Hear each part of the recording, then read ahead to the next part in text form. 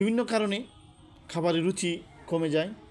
হতে পারে তা মানসিক অস্থিরতা, বিষণ্ণতা, জন্ডিস, জ্বর, পাকস্থলীর বা অন্ত্রের সমস্যা ইত্যাদি কারণে।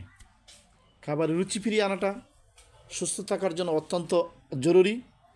তাই আমাদের কিছু পদ্ধতি অনুসরণ করলে বা পদ্ধতি অনুযায়ী খাবার খেলে হয়তো কিছুটা রুচি বাড়বে বলে আশা করা যায়।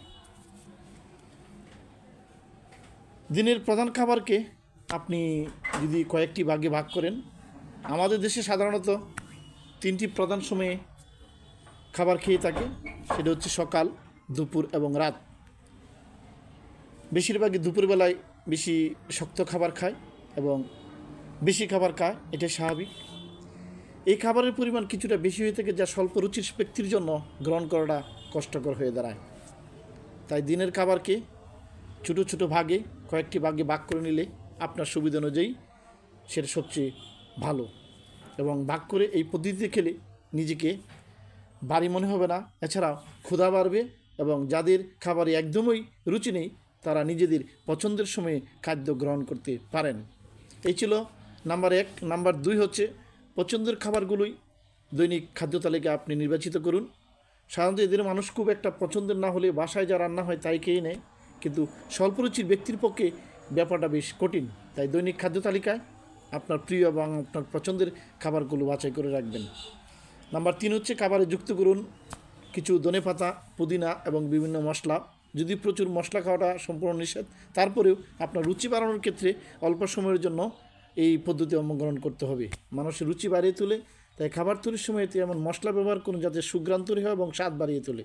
ধনেপাতা, পুদিনা সব খাবারের সুঘ্রাণ এবং স্বাদ বৃদ্ধিতে ভূমিকা রাখে, সেই সাথে ক্ষুধাও বাড়ায়।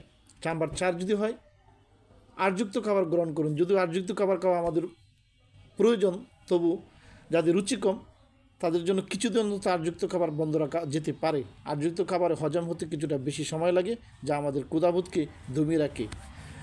ভাত, আলু ইত্যাদি খাবারের পরিবর্তে আটা, রুটি প্রধান খাবার হিসেবে খাওয়া যেতে পারে, তবে দীর্ঘদিনের অবস্থায় থাকা উচিত নয়, কারণ শরীরে অন্যান্য চাহিদা পূরণে আঁশযুক্ত খাবারের কোনো বিকল্প নেই। নাম্বার 5, খাবার সময়গুলোকে আকর্ষণীয় করে তুলুন এবং খাবারের রুচি বাড়াতে পরিবেশ খুবই গুরুত্বপূর্ণ ভূমিকা পালন করে। তাই যতটা সম্ভব পরিবেশটাকে আকর্ষণীয় করে তুলুন।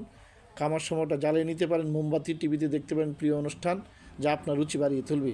খাবার টেবিলে অস্বাস্থ্যকর আলোচনা এবং সর্বাবস্থায় পরিহার করতে হবে। 6 নম্বরে যদি আসি, পরিবার বা বন্ধুদের সাথে খাবার অভ্যাস করুন এবং একসাথে পরিবার সবাই একসাথে মিলে খাবারের কিছুটা রুচি বাড়ে এবং চাহিদা বেড়ে যায়। তাই অনেক সময় খাওয়ার সাথে গল্প করলে আপনার খাওয়ার মুহূর্ত হয়ে উঠবে আনন্দময়, ফলে খুব স্বাভাবিক বেড়ে যাবে। বিভিন্ন